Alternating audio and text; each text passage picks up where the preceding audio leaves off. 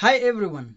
One of the greatest forms of discipline in primary schools in this country is that when a teacher comes in class or even when answering the questions, the students must stand. However, when these students join high school, that behavior stops immediately. I'm a class teacher of a Form 1 class, and this year I was completely disappointed by my students. I went into their class 3 days after they had been admitted, and I was expecting them to stand so that I would be the one to tell them, no, remain seated. This place we don't stand. Unfortunately, all of them remained seated. And this was an anticlimax for me because they had taken away from me one of the orientation's lessons that I expected to give them. Maybe they might have been oriented by my colleague teachers or their fellow senior students, and because they are good students, they were able to adapt very fast. But I tend to ask myself one question. What would happen if I get in class and one of the students stands and it is the end of first term? At first, what would happen is that I would calmly tell the student to sit and remind him or her that you don't stand in high school. But if the student stands again in another lesson, then two things would happen. Number one is that I would now start considering the student as indisciplined because he wants to attract the attention of the other students. Or number two, I would ask myself whether there's a problem with his head. Now the question is, how did something move from being disciplined in primary school to being indisciplined or a mental issue in high school? The bigger question here is standing a form of discipline or indiscipline? The answer to that question is obvious. It depends. If you're in primary school and you stand, you are a disciplined student. If you're in high school and you stand, you are indisciplined. It is that simple. There are some schools that allow their female students to plait their hair, while others do not. The students who attempt to plait their hair in such schools that don't allow it are termed as indisciplined. Again, there are some girls' schools that allow their girls to wear makeup, especially during weekends. Others allow them to put on earrings, bangles, bracelets. This is not just indiscipline in other schools that don't allow it, but a big-time crime. And such bracelets or necklaces are taken away from the students with such ruthlessness that you can't believe it. I can give a few more examples, but the question in all of them is the same.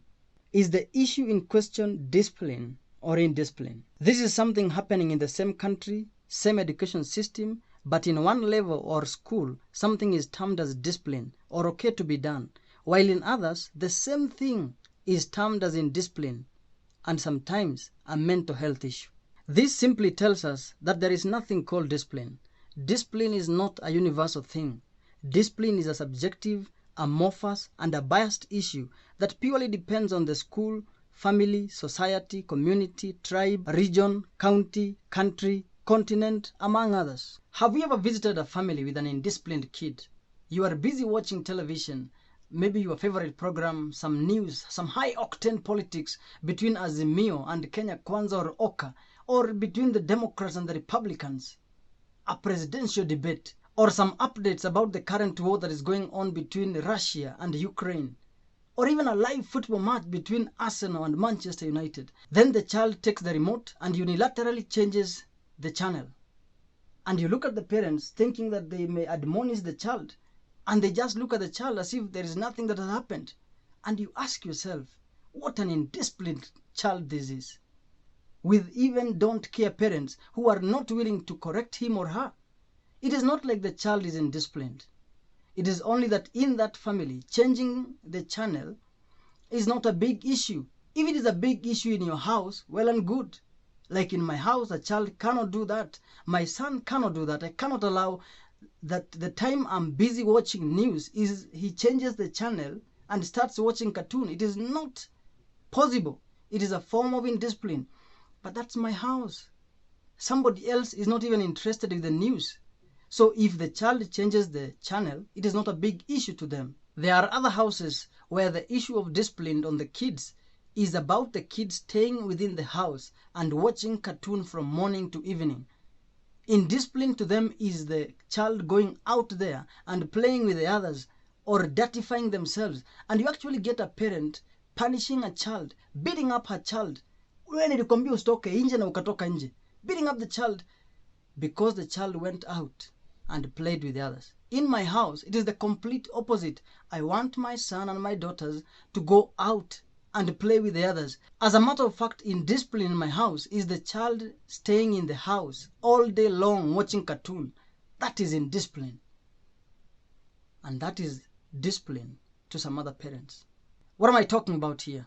Discipline purely depends on the people in authority.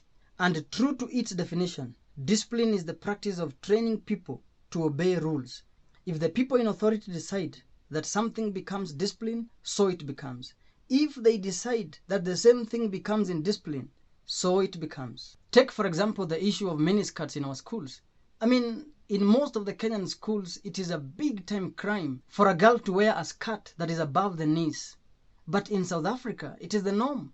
And it is not a big issue. Actually, even in this country, it used to happen with our mothers when they were in schools.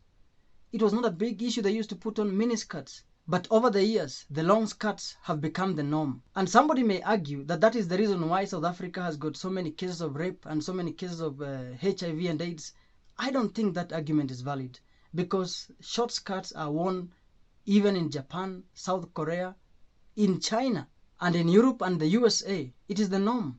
And you all remember what happened when Mutula Kilonzo tried to intervene and say that the girls should be allowed to wear some miniskirts. He was forced to beat some hasty retreat. It is a pity that that thing was called a saga. In conclusion, just like beauty that lies in the eyes of the beer holder, discipline also purely depends on the people in authority.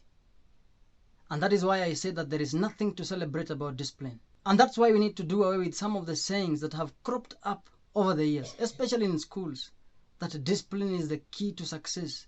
Without discipline, you cannot make it. Discipline is yangawot. What if the people in authority in the schools, at the places of worship, in the market, at our places of work, are telling you to do nonsense? Will you do it so that you can be termed as disciplined? In my next video, I shall be talking about indiscipline is the key to greatness, not discipline. Stay tuned. Thank you so much. I'm out.